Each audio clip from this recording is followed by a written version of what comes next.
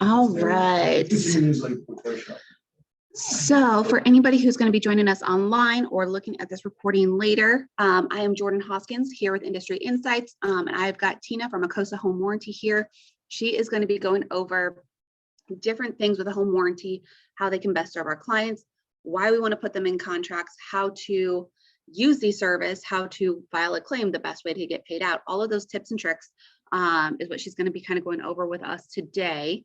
But before we start off, this is recorded December 7th in 2022. So what I want to do is share with you guys some market information before we get started, because the market information is so critically important when we are looking at home warranties. Over the past couple of years, we know that it's been a crazy seller's market, and it has been hard to get sellers to pay for a home warranty. But the only time that we have seen seller paid home warranties is when you get the rare home that was on the market for a little while, or you get the rare home inspection, and instead of doing any repairs, the seller will pay for a home warranty. Those were some of the most common ways we were seeing seller paid home warranties. Tina, would you agree with that? Yes, absolutely. So that being said, with the market starting to change and starting to shift back to pre-COVID conditions,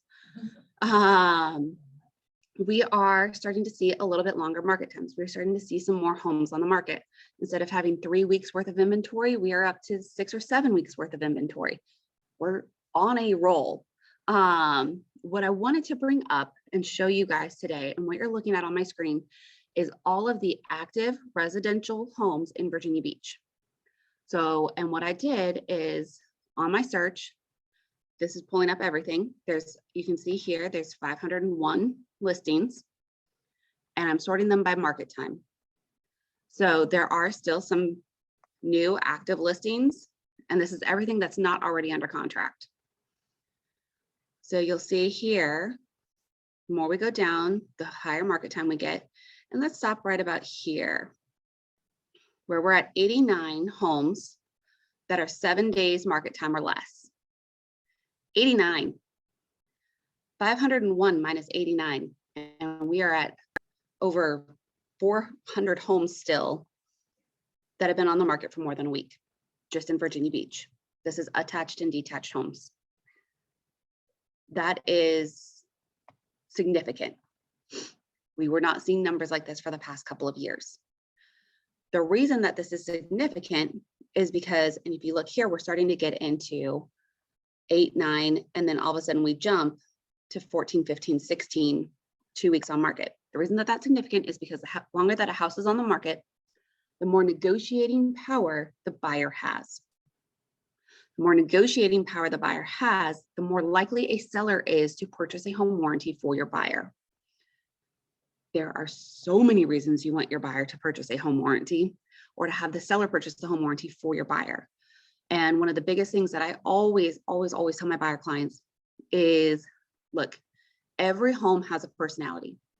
And when you get into a home, you get to go on 2 dates with them, and before you get to marry them. It is your first date, which is the initial viewing, and then you get your engagement party, which is the home inspection, and then you get your closing day, which is your marriage day. And that's what you get. So you are rushing into a marriage without knowing everything there is to know. And there's going to be some surprises, especially in that first year. And we all know Murphy's Law is within the first 3 months, usually, something is going to happen in that house. You never know what it is. But the general rule is that usually within the first 3 months, something happens. And if it doesn't happen in the first 3 months, it is probably happening in the first 12 months, where something weird is going to happen. Something strange is going to shift, or, not always, be exactly the way it is, even on new construction. And I cannot emphasize this enough. It is even on new construction. Homes are settling, things are cracking. So, different subs don't necessarily install everything perfectly. It happens. And even on, if it's not new construction, it is a used house. At the end of the day, it is a used house. You've got to get protection. And Tina's going to tell us why Achosa is so great, but I will tell you from my experience, Achosa is so great because your clients get to choose who they want. As somebody who has had a home warranty through not Achosa, those shady people who come to your house from the other home warranty companies are unreal in the amount that they try to get away with. So you get to choose your own trusted people. And if your clients don't have trusted people, then you guys do have contractors that you recommend, right? Yes. So there's options. There's always options. So without further ado, I'm gonna have Tina come up here.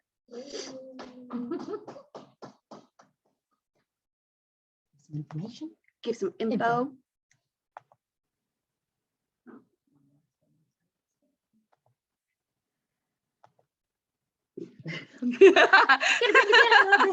Short girl problems. So I'm just going to start really by, I'll start with the very basic, right? So what is a home warranty? The home warranty is designed to offset the cost of repairs and replacements of the major systems and appliances. And I say that because it's not foundation, it's not windows, it's not sidewalks.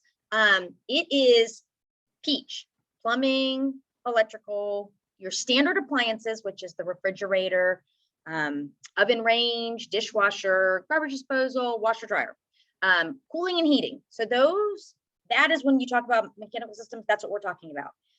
And it's important to know that, again, because we don't want to set the wrong expectation for a client that you get this home warranty and doesn't matter what happens in the house, you just call them and they'll take care of it. That's not how that works. Also, I love that you said helps to offset. Offset. So, and the reason I say that is because we want to set the right expectation for clients.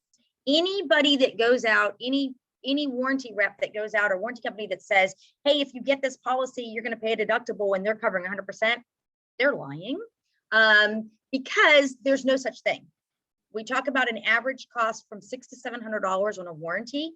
If the company paid $8,000 for a new HVAC system, paid $5,000 for their new Sub-Zero fridge or whatever that, the upgraded, $20,000 in plumbing, those companies will not stay in business. There's no way. It's just not feasible. So it is absolutely designed to offset the cost. And Jordan made a good point. And the point is things happen. And a lot of times it happens.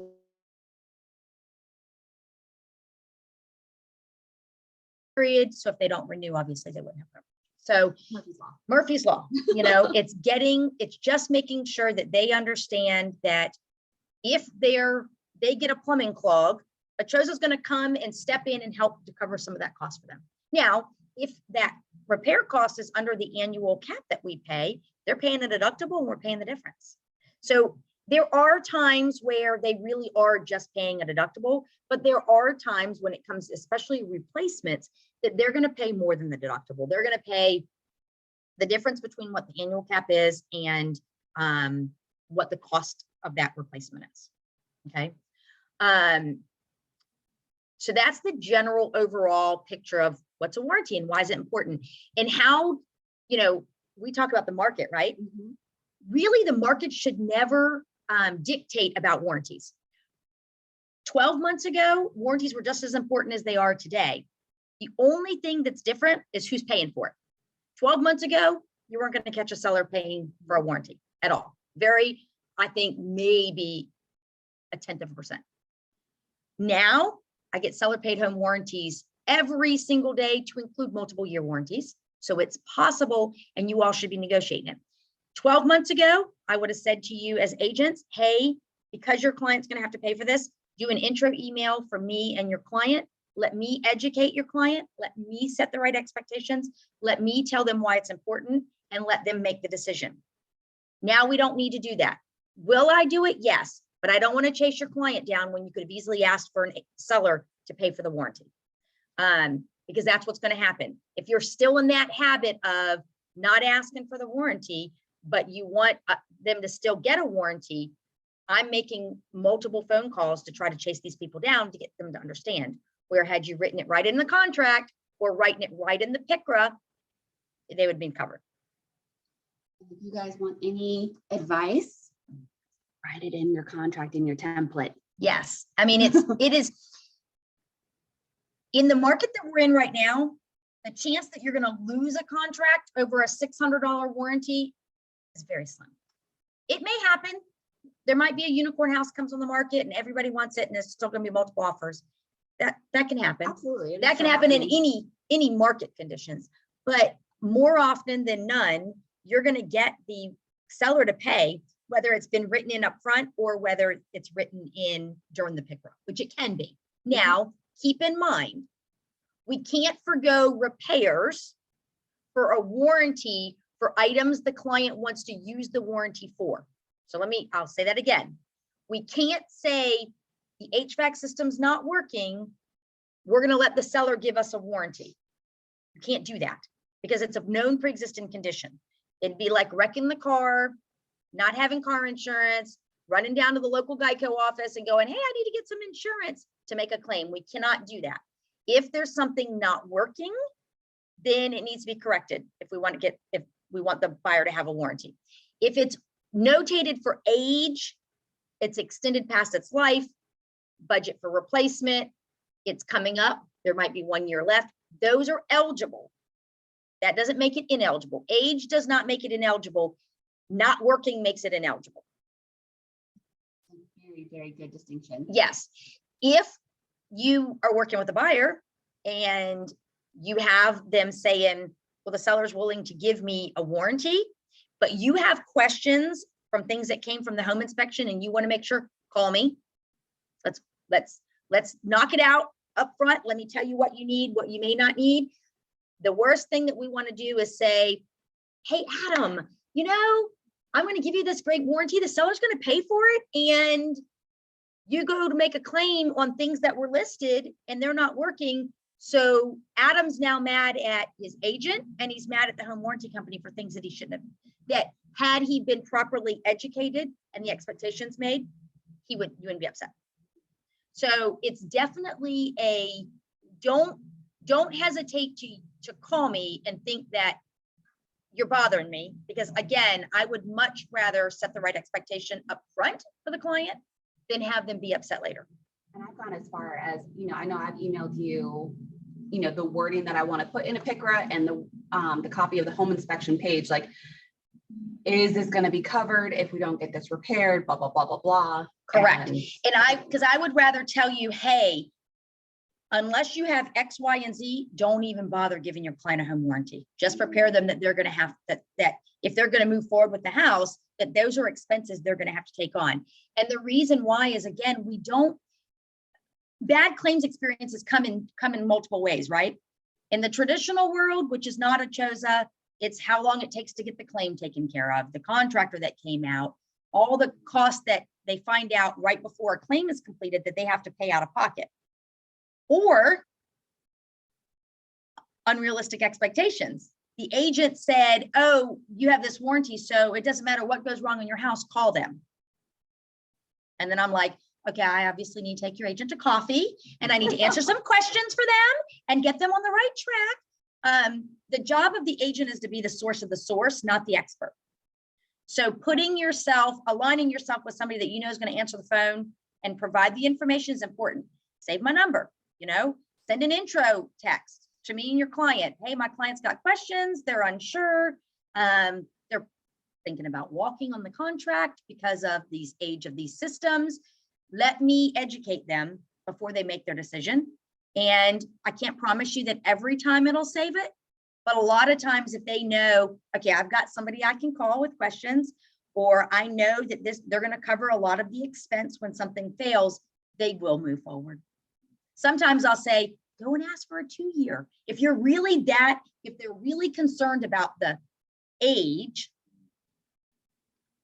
ask for a 2-year, and that to a seller is still cheaper than A, losing the contract and starting over, especially if it's been on the market for a couple of weeks, right? Yeah. Or B, having to replace an HVAC system or a water heater. It's going to cost them less to just give them 2 years. So, yes. Nope. Love everything you're saying. So for like a 2,000 square foot house, what's the most someone could pay? Like, they have plenty of money. They want the luxury substitute of peace of mind. So Our top plan is 875 for a single family home. And we don't, what was that? I'm sorry, I apologize for interrupting. Per month or year? That's per year. Oh, wow. So in the way we work is because we are non-traditional, and for those that watch us later and are not sure what that means, non-traditional means your client, like Jordan says, they get to choose their own contractors. They also get to decide on repairs or replacements. So if the contractor comes out and says the dishwasher is repairable, it's a $500 repair, but the part's on back order for 6 weeks. That homeowner can say, can I have the money for the repair? And I'm just going to go replace it. Because maybe they can go to Lowe's or Home Depot or wherever they get their thing and get one much faster than the 6-week part. And now they have a new one. Now, we're not going to pay the cap towards the replacement because it was repairable, but they have that choice. Do I wait 6 weeks or do I just take the money for the repair and get a replacement?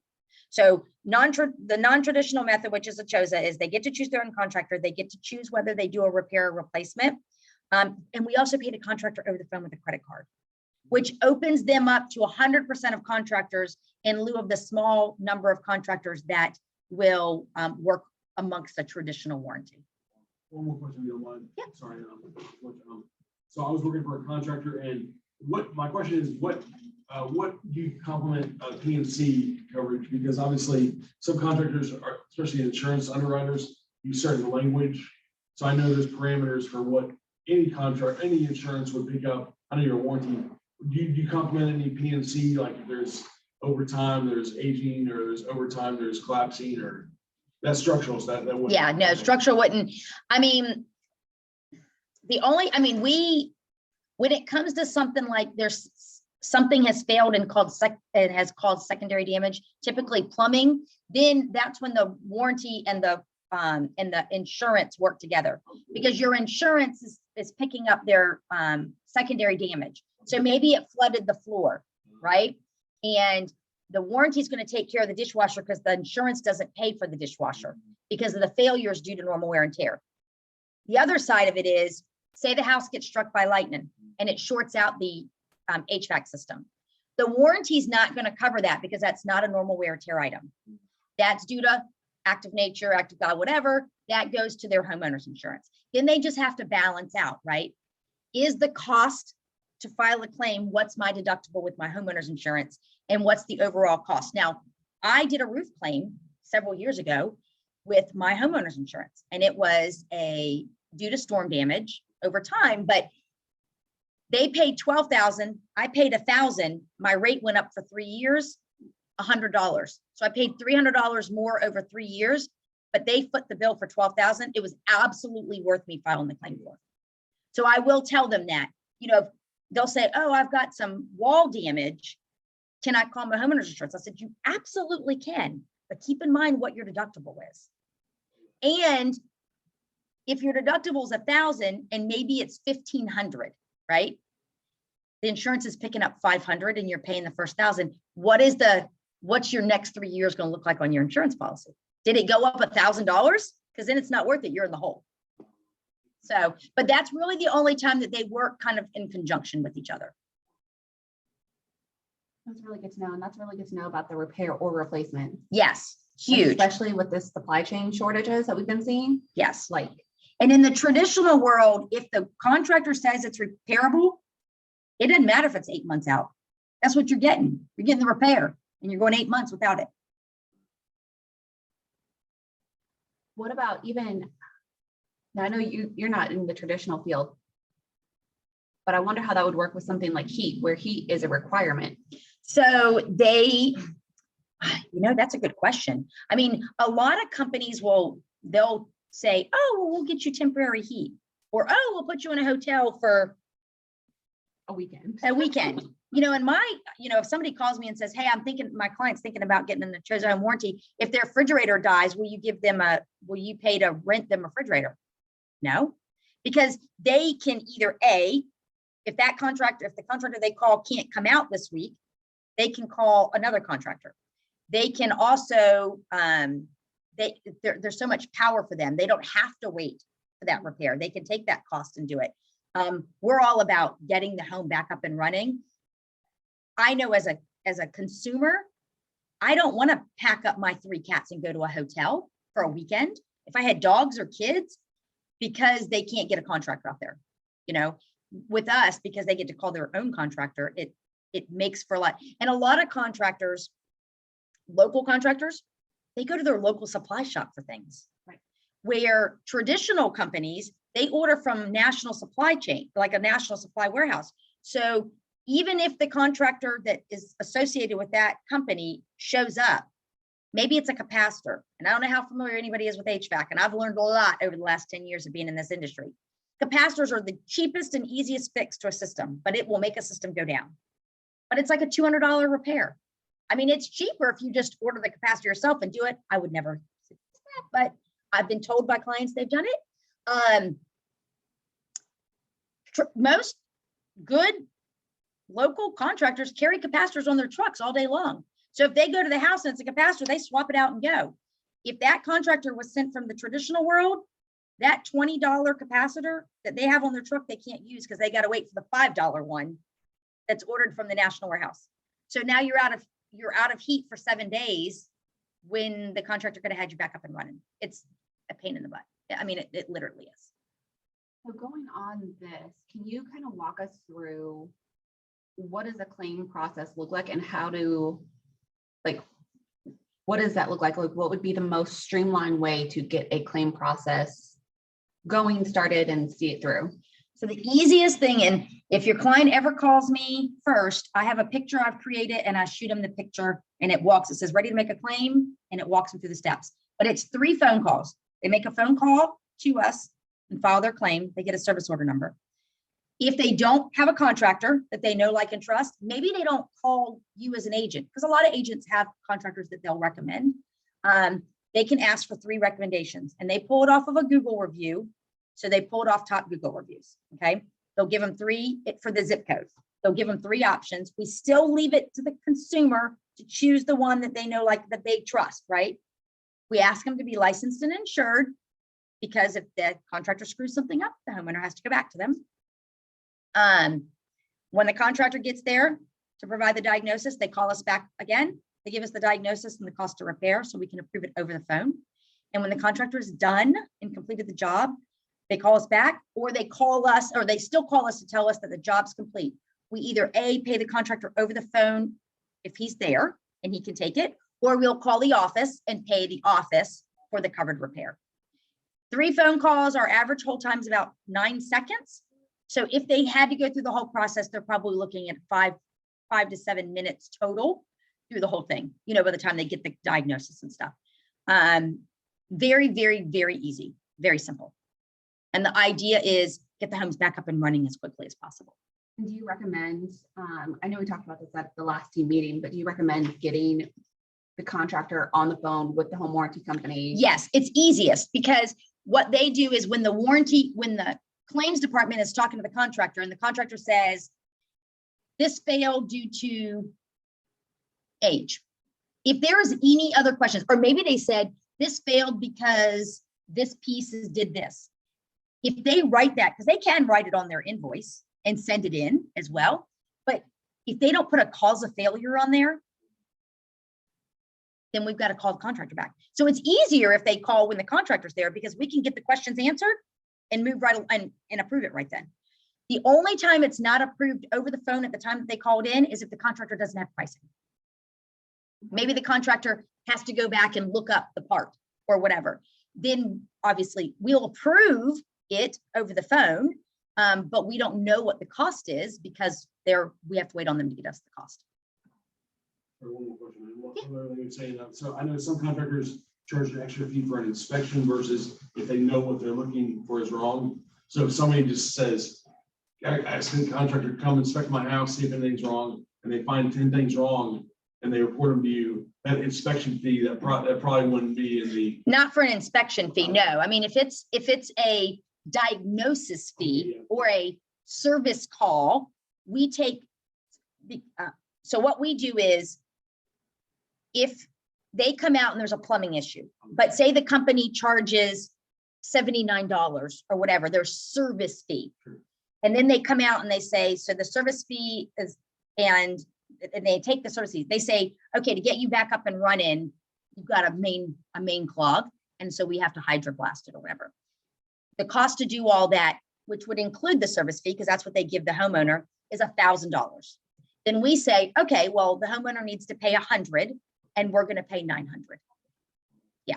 But in regards to just an inspection thing, no, it's got to be to a specific item, like that they have called and filed a claim for something. We're also not preventative maintenance, right? So I get this call sometimes that says, well, I know I've got an old water heater and I'd like to go ahead and replace it. Well, you can, but the warranty company is not designed for preventative. It's there once it fails. The cool thing with us is in their minds, a lot of times they're thinking of maybe a previous warranty company they've had, and they know if the water heater goes out today, it could be 10 days before they have hot water again. So they're trying to avoid that, right? They don't want to get to that part. With us, because they get to call the contractor, the local contractor, they're not going to wait 10 days, but we're not going to preventatively change it out. Does that help? It does. So I love that you mentioned you want the contractor to be licensed and insured. Mhm. So where does this fall? And does this happen at all? I'm sure you've seen it because you've seen so much.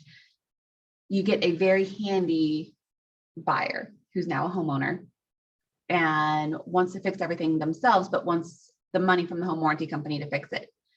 Can Can't do that it. happen? No, unless they're licensed and insured. Now, do we have a department that checks for license and insurance? No, but we are going to require an invoice from a company. Okay. And it can be Jordan's uncle, who's an HVAC contractor, but he has his own company. It can be them, but it can't be. So here's a prime example. I had a listing agent and a buyer's agent. The listing agent, they did an inspection. On the inspection, it said the refrigerator didn't work. And it also said that the hot water or the water heater, I always say hot water heater, but it's the water heater wasn't getting to the right temperature. So buyer's agent sends a picture over for request for repairs, okay? They request the refrigerator to be fixed with an invoice, paid invoice from a licensed contractor, and they request the water heater be repaired, checked and repaired. So listing agent, I guess, presents it to the seller. The seller fixes the water heater on their own.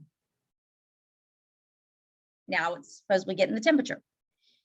Refrigerator, they just go buy a refrigerator off a marketplace and put it in the house. A client moves in, water heater's not working. The fridge is working, but the freezer's not. So buyer files claims. I asked for receipts showing that those things were taken care of. And they say, oh, well, the seller fixed the water heater. Okay, well, that doesn't work. Oh, and the seller bought a new refrigerator. Can you send me the receipt from this new refrigerator? No, because they bought it off marketplace.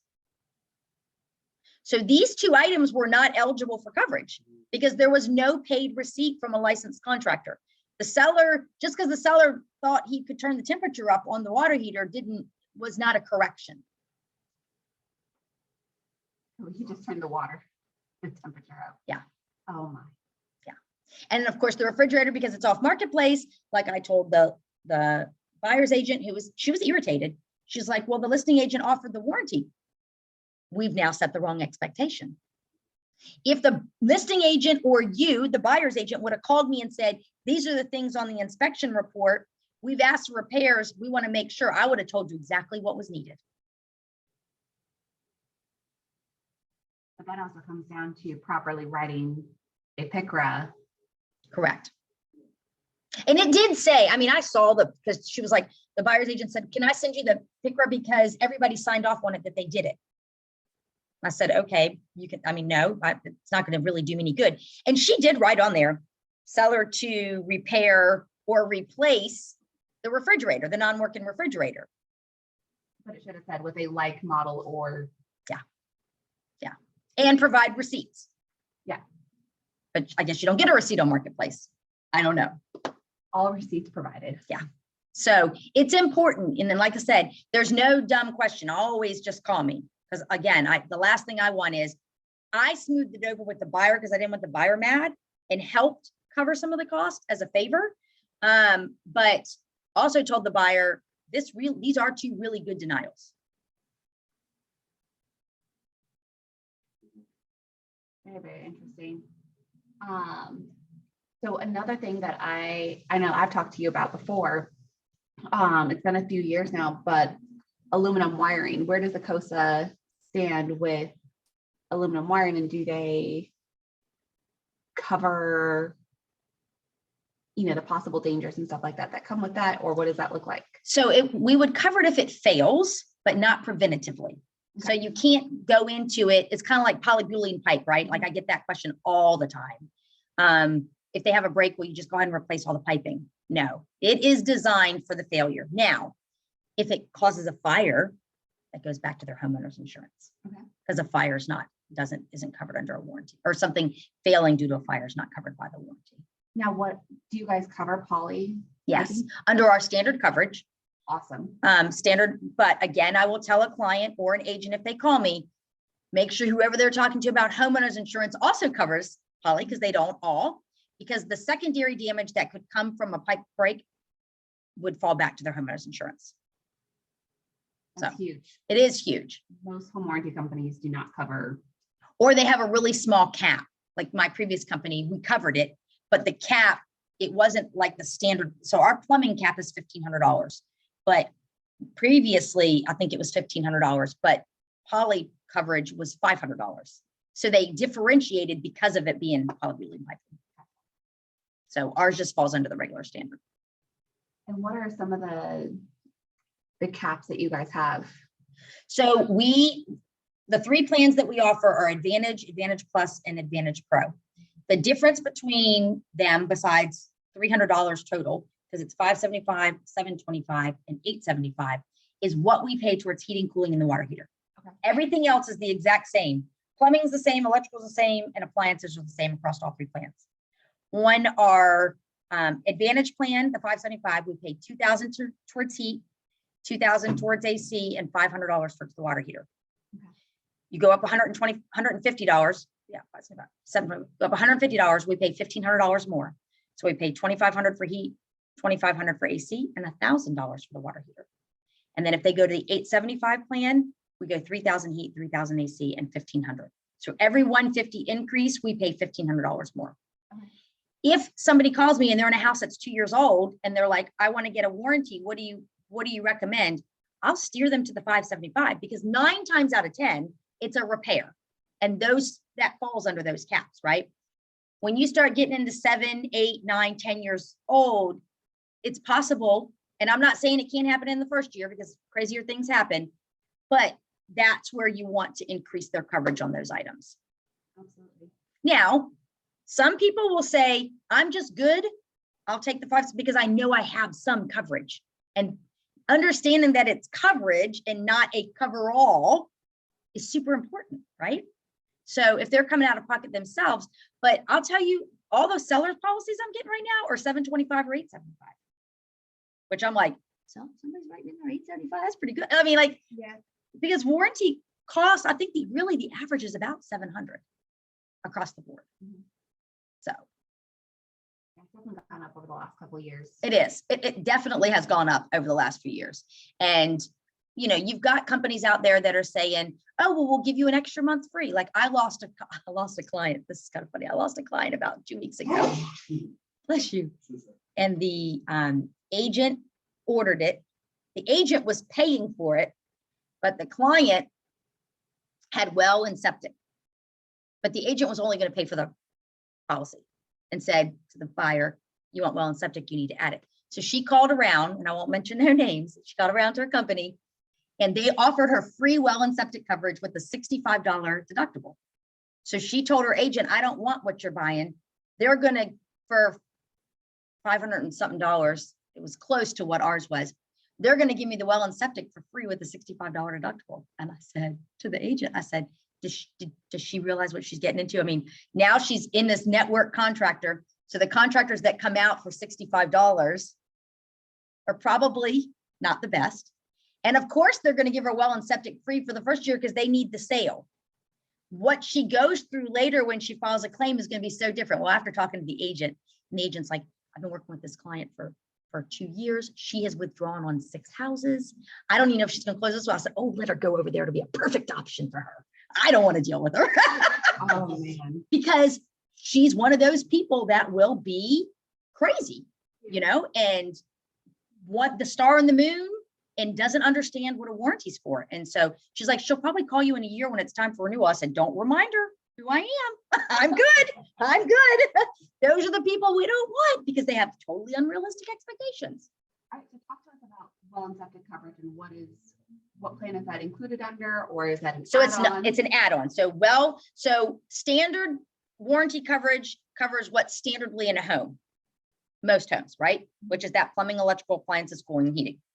Well, septic, water softeners, pools, mini splits, those things that are not standard in a home, we have coverage for. Second refrigerator, like standalone freezer, ice makers, or standalone ice maker. Those are add-ons that can be added.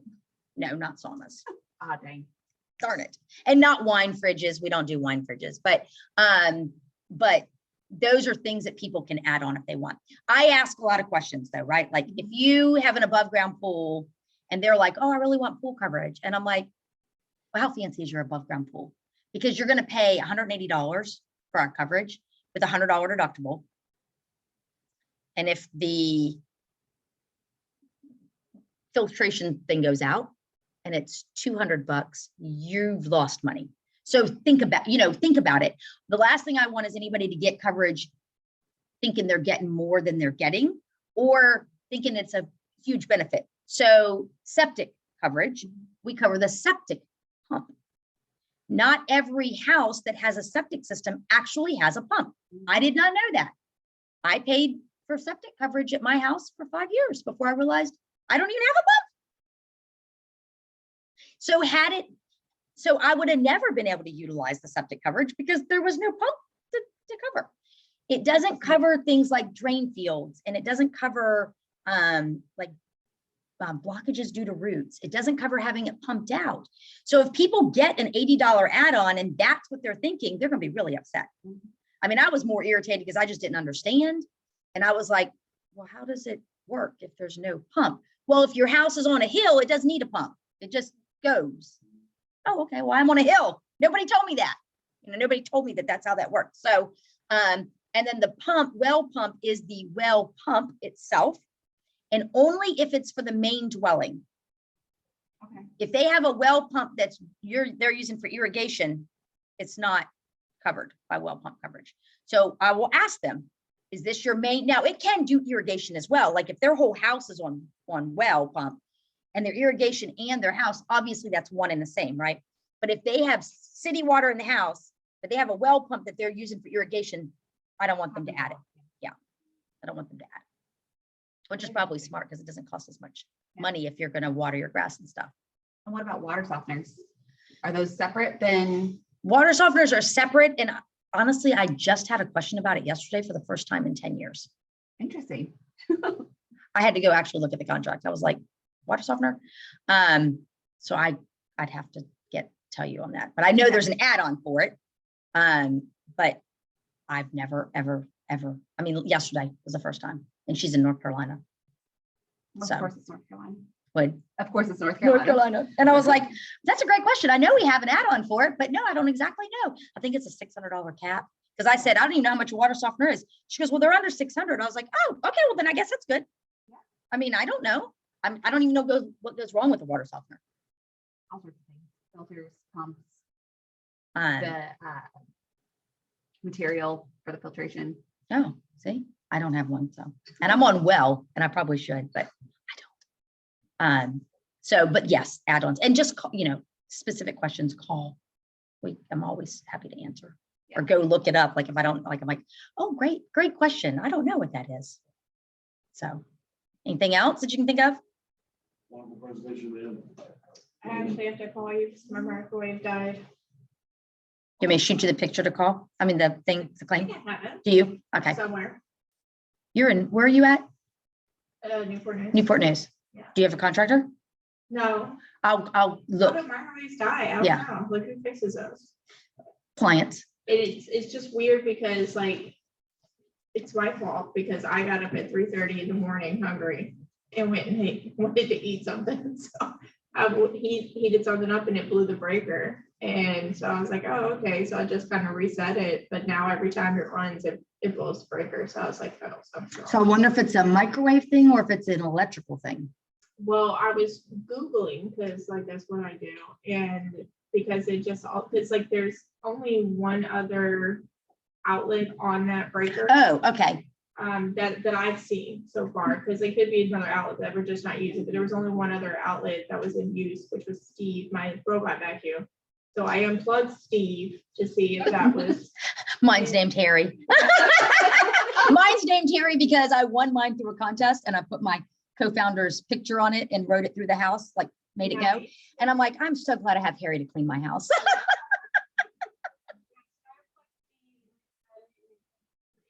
The clock on it still works, the exhaust fan on it still works, but every time I go to actually Use it. it keeps tripping. Okay. And when I was Googling it, it said that usually a component in the microwave was wrong, because my first thought was like, is it electrical? Yeah, but if there's only two things on it, then that's not. Right. So I will go in, I can go. So if a client calls me because they're having a claim, I will do a little more research when it comes to if they don't have a contractor.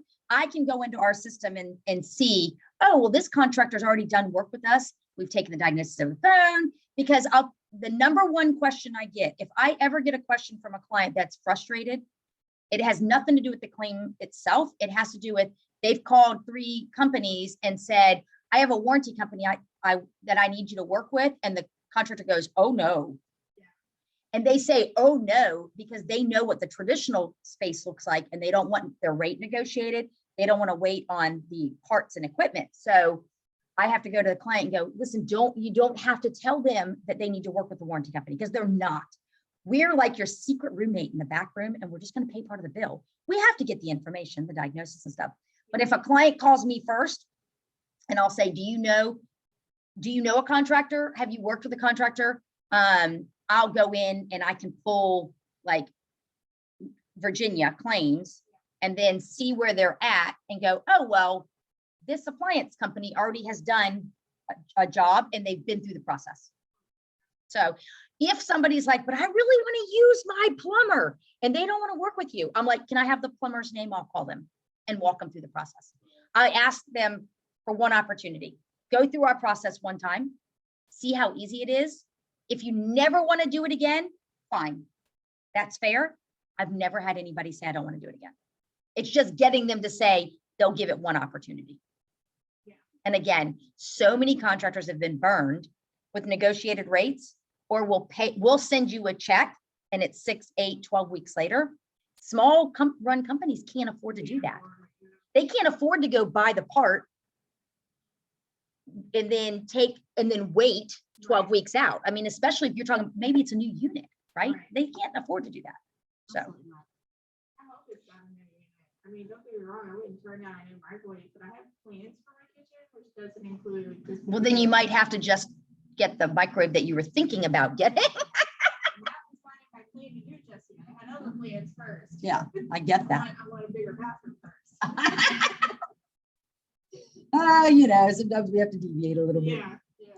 Or you could just get one of those I have an on the counter microwave. My house was built in 2000 and they did not build it with a built-in microwave.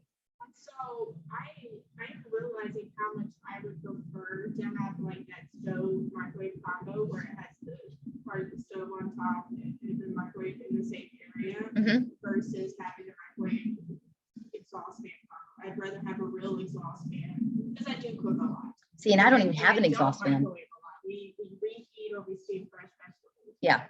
We're realizing how much we do microwave now that it's broken, but it is usually just for reheating. So Well, and I do that. Like I make, when there's one person and you make a meal, the last thing, you end up with, so I just freeze them into meals and then just pop them in the microwave. My dad taught me that. He's like, son that uses microwave because Steve will power or whatever is not able. yep, there you go. There you go. But even him, he's picky with how it gets reheated. Like some of the stuff he will still reheat on the stovetop. That's Yeah. like it's a bougie because I cook for myself. See what happens when you cook well? Yeah. If you be like me and not cook, I was at an event last night. It was kind of funny. Madison, the girl says, I said, I don't ever cook. Matter of fact, for the Christmas party for here, I had to ask Madison, what are you going to make for us to take to the Christmas party? Because I don't cook. Yeah. And so I messaged Thomasina back. I'm like, Madison will be making, So the girl goes, well, how did you grow up if your mom doesn't cook? Madison said, cereal. We ordered pizza and spaghetti. I said, and look how good you are. I just did not cook. I just don't enjoy it. I grew up, my family was originally from Texas. So I grew up spending my summers at my grandparents' farm where we had to dig up dinner. But my grandmother made like 3 meals a day. Like she was one of those women that got up super early for my grandfather and cooked a full hot meals. Wow. Breakfast, lunch, and dinner. Now sometimes lunch was usually like the dinner before turning like meatloaf sandwiches or something Yeah. crazy like that. But I just grew up that way, and I didn't know how to cook well when I was younger. And it made me question whether or not my parents were actually good cooks, because I remember some of the stuff being good. And then now that I have like a different palate and I go back and eat my dad's cooking, I'm like, Was it really? No. but my Totally. kids definitely know what's delicious. So now, like, I don't know. I feel like it's a creative monsters. Like they're gonna be so bougie when they're already adults, but yeah. Still be bougie. Okay, well, I'm just a call away. Thank you. Have any questions online? Let's just make sure. I don't see anything in the chat, so we will see you all next time. See ya.